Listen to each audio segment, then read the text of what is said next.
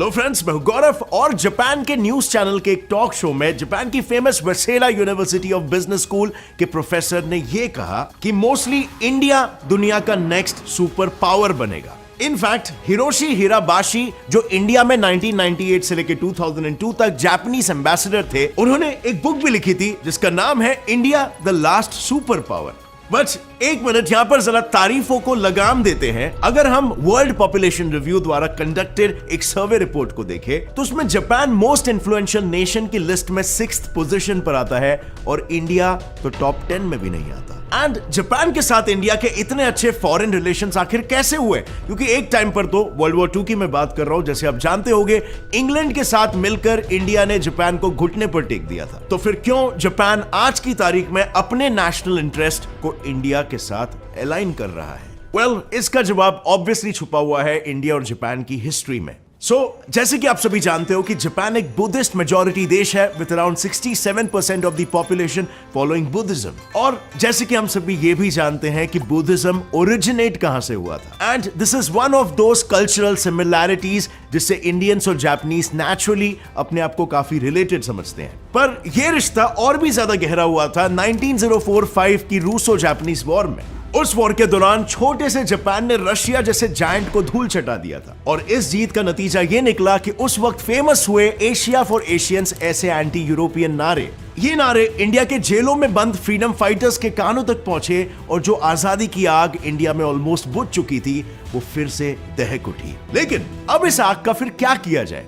इसके लिए इंडिया के पास दो ऑप्शंस थे। एक, या तो वो जापानीज आर्मी का ब्रिटिशर्स के खिलाफ साथ दे, या दूसरा ब्रिटिशर्स को जापान के खिलाफ उनकी वॉर जीतने में मदद करे, ताकि वो हमें बख्श दे।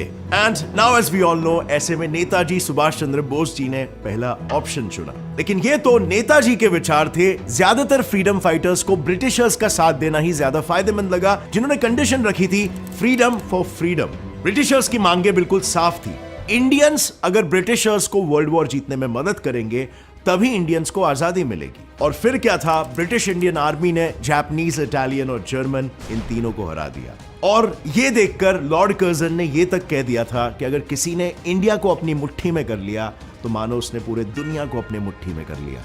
लेकिन भले इंडियन आर्मी ने ब्रिटिशर्स के साथ मिलकर जापान को बुरी तरह हरा दिया था, यूएस के न्यूक्लियर बॉम्ब से चकनाचूर हुए जापान को लार्ज क्वांटिटीज में आयरन ओर सप्लाई करके फिर से अपने पैरों पर खड़ा करने का पहला कदम भी इंडिपेंडेंट इंडिया ने ही उठाया। इनफैक्ट वर्ल्ड वॉर 2 के बाद जब सारी जीती हुई western countries international military tribunal for the far east IMTFE के जरिए जापान पर वॉर क्राइम्स का इल्जाम लगाकर उनसे पनिशमेंट के तौर पर और भी ज्यादा पैसे ऐंठना चाहती थी ताकि वो पूरी तरीके से बर्बाद हो जाए, तब अगेन इंडिया ही वो देश था जो इसके अगेंस्ट खड़ा था। इंडियन जज राधा विनोद पाल ने पूरे इंटरनेशनल पैनल के विपरीत जाकर जापान को बचाया और इस बात पर काफी स्ट्रांगली अड़े रहे कि जो कंट्री वॉर में ऑलरेडी अपना सब कुछ खो चुकी है उसे और ज्यादा पनिश करना जास्ती है। But as we all know, एक अंडर डेवलप्ड देश के ब्राउन स्किन जज की बात मानना वेस्टर्न देशों के शान के खिलाफ था और इसीलिए उन्होंने 1951 में अपनी अलग कॉन्फ्रेंस की, सैन फ्रांसिस्को पीस कॉन्फ्रेंस के नाम से, और वहां पर सभी वर्ल्ड वॉर 2 जीते हुए देश हारे हुए देशों पर दुनिया भर के रेस्ट्रिक्शंस लगाने लगे।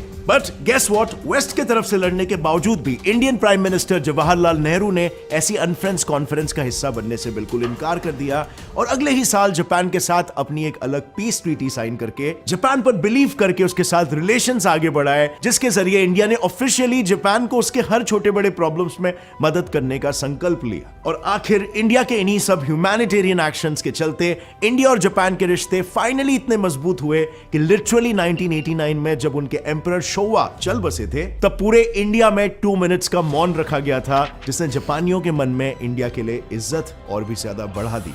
अब फ्रेंड्स, आगे बढ़ने से पहले मैं आपको एक इंपॉर्टेंट अपडेट देना चाहता हूं। Over a period of time, जैसे आप सभी देख ही रहे हो कि गेट सेट फ्लाई के वीडियोस में काफी क्वालिटी चेंजेस हो रहे हैं क्योंकि गेट सेट फ्लाई की टीम एक्सपैंड कर रही है और हमें क्रिएटिव जीनियसेस की तलाश है। हमें क्रिएटिव और होशियार लोग चाहिए, एजुकेशन नहीं बल्कि हंगर, स्किल्स और एक्सपीरियंस चाहिए। और फिलहाल हम video editor, content writer, social media marketer ढूंढ रहे हैं और ये सारी पोजीशंस मैंने हायरिक पर पोस्ट कर दी है। अगर आप इंटरेस्टेड हो तो आपको बस सीधा वहां पर जाकर अप्लाई करना है और इन केस आपको इधर अपने मतलब की जॉब ना भी मिले तो तो टेंशन नॉट, क्योंकि हायरेक्ट पर 120 के कंपनीज ऑलरेडी हायर कर रही है। इस ऐप के थ्रू आपकी डायरेक्ट हायरिंग से पहले सीधा गेट्स इट फ्लाई के टीम मेंबर्स और टीम लीडर्स से होगी और आपका फाइनल इंटरव्यू मेरे साथ होगा। So you can better know about the company and our values. और ये सिर्फ मेरे लिए नहीं बल्कि हायरेक्ट पर किसी भी कंपनी के साथ आप ऐसा इंटरेक्शन रख सकते हो, डायरेक्टली हायरिंग मैनेजर्स और टीएल से बात कर सकते हो। और क्योंकि यहां पर कंसल्टेंट्स का कोई भी चक्कर नहीं है, इसलिए स्कैम होने के चांसेस भी नहीं होते। तो click on the link in the description now और ढूंढो अपने मनपसंद का job. And now coming back to the topic. अब अगर हम प्रैक्टिकली देखने जाए ना, तो मिलिट्री पावर और ह्यूमैनिटेरियन बिहेवियर ही वो दो चीजें नहीं है जिसकी वजह से जापान को ऐसा लगता है कि इंडिया सुपर पावर बनेगा। According to world population review report, किसी भी कंट्री को सुपर पावर डिक्लेयर करने के लिए उसमें एटलीस्ट 5 चीजें होनी बहुत ही जरूरी है। Number 1 military alliances, number 2 international alliances, number 3 political influence, number 4 economic influence and lastly strong leadership, जिनमें से इंडिया के पास 3 चीजें तो पहले से ही है। Like number 1 military alliance. आज UAE, Russia, France, Israel, Afghanistan and in fact US भी मिलिट्री में हमारा एलाय है। और अगर हम नंबर 2 की बात करें जो है इंटरनेशनल अलायंस, तो मेजर इंटरनेशनल फोरम्स जैसे यूएन, G20 और FATF जैसे और भी इंटरनेशनल ग्रुपिंग का इंडिया फाउंडर मेंबर है। और इस वजह से इंडिया के इंटरनेशनल अलायंसेस ऑलमोस्ट हर कंट्री के साथ अच्छे हैं। और नंबर 3 की अगर हम बात करें तो वो है स्ट्रॉन्ग लीडरशिप। इंडिपेंडेंस के बाद पहले प्रधानमंत्री नेहरू जी ने NAM मूवमेंट को स्टार्ट किया था, जिसने वर्ल्ड को यह क्लियर मैसेज दिया था कि इंडिया एक सेल्फ मेड लीडर है। और आज भी मोदी जी के पॉलिसीज जितना हो सके इंडिया को सेल्फ रिलायंट बना रहे हैं। और यही वजह है कि कोविड के टाइम पर हमने वैक्सीन खुद क्रिएट किए और हमने दुनिया भर में डिस्ट्रीब्यूट भी किया, वो भी ऐसे टाइम पे जब दुनिया भर में पैनिक और अफरा तफरी मची थी और कोई किसी की हेल्प करने को तैयार नहीं था।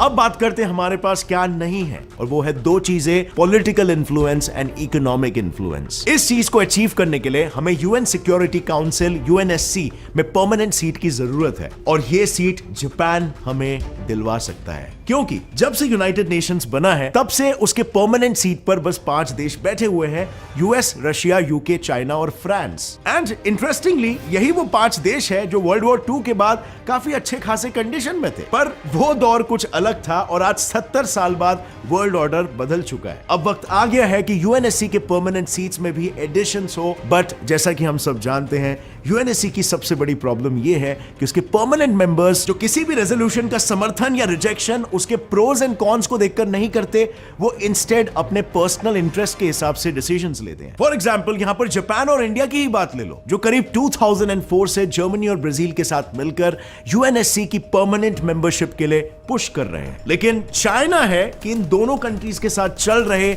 अपने बॉर्डर डिस्प्यूट्स का गुस्सा यूएन में इस रेजोल्यूशन के खिलाफ देकर निकाल रहा है। लेकिन इस मामले में ट्विस्ट यह है कि चाइना का यह कहना है कि वो अपना वीटो इसीलिए यूज करता है क्योंकि उसको असली प्रॉब्लम जापान से है, इंडिया से नहीं। और इसीलिए जापान अब इंडिया को आगे पुश कर रहा है ताकि UNSC की परमानेंट सीट पर बैठकर एक ऐसा देश एशिया का प्रतिनिधित्व करे जो उस कुर्सी का इस्तेमाल पूरे एशिया की तकलीफों को सुलझाने के लिए करेगा और ना कि उस पर राज करने के वेस्टेड इंटरेस्ट के लिए। क्योंकि देखो, इसमें जापान को भी जियोपॉलिटिकली बहुत फायदा है। अगर इंडिया UNSC का परमानेंट मेंबर बन गया तो वो एक नॉन परमानेंट मेंबर की तरह सिर्फ रेजोल्यूशन या पॉलिसी पर हाँ या ना नहीं करेगा, बल्कि उसके पास पॉलिसीज बनाने का और डिसीजंस लेने का भी हक आ जाएगा। यानी कल को अगर जापान चाहे तो वो इंडिया के जरिए UNSC की परमानेंट मेंबरशिप मिलने की जो प्रक्रिया है उसी में चेंजेस ला सकता है और एक डेमोक्रेटिक वोटिंग सिस्टम खड़ा कर सकता है जिसमें चाइना और अन्य परमानेंट मेंबर्स का एज सच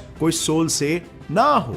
अगर majority of non permanent members भी किसी कंट्री को एक सुपर पावर मानते हैं और उसके सपोर्ट में वोट करते हैं तो चुपचाप उसे परमानेंट सीट दे दो। इसमें ताकत भी अनेकों देशों के बीच बंट जाएगी और दुनिया के किसी भी मामले में कुछ चुनिंदा देश अपनी मनमानी नहीं कर पाएंगे। यानी all in all, for all this to happen, India is the key, जिसका एहसास करंट जापानीज गवर्नमेंट के साथ साथ फॉर्मर जापानीज प्रधानमंत्री शिंजो एबे को भी था, जिन्होंने ओपनली ये कहा था कि इंडिया और जापान का रिश्ता दुनिया के सबसे इंपॉर्टेंट रिश्तों में से एक है और ये जापान के नेशनल इंटरेस्ट में है कि वो इंडिया के साथ ये रिश्ता हमेशा बना कर रखे। और अगर यहां पर हम जापान का रिश्ता चाइना के साथ देखें तो उनका रिश्ता भी बिल्कुल सेम है जैसा हमारा रिश्ता चाइना के साथ है। उनका भी सेनकाकू आइलैंड्स को लेकर लैंड डिस्प्यूट चल रहा है। एक बोलता है ये आइलैंड मेरा है तो दूसरा बोलता है ये मेरा है, एंड हेंस द राइवलरी।